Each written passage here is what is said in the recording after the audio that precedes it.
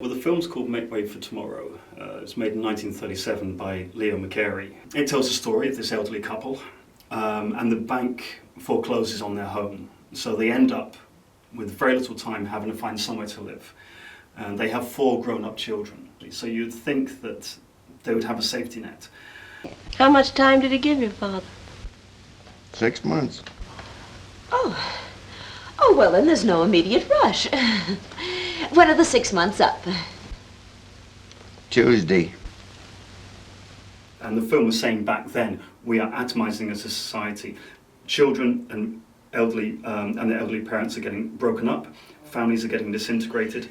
It's hard not to draw parallels to what's happening today, because although we do have safety nets of a certain type that they didn't have back then, it's blindingly obvious that those are being eroded. Austerity, I think, is just simply an excuse for the ravaging of certain institutions. It's blindingly obvious that if you can't work, you're out there on your own and no one's going to help you. Which is why, the elderly father is still looking for a job.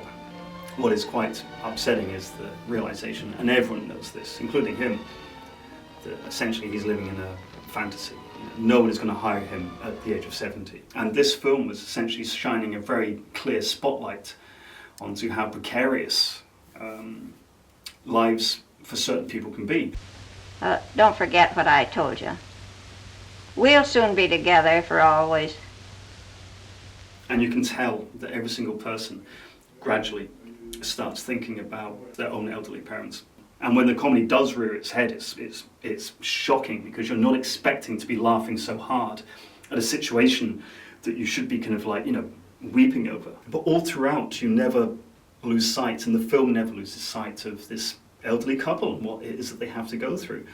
And it gets us thinking, not just how we possibly treat our own parents, but also one day that we will be in that situation as well.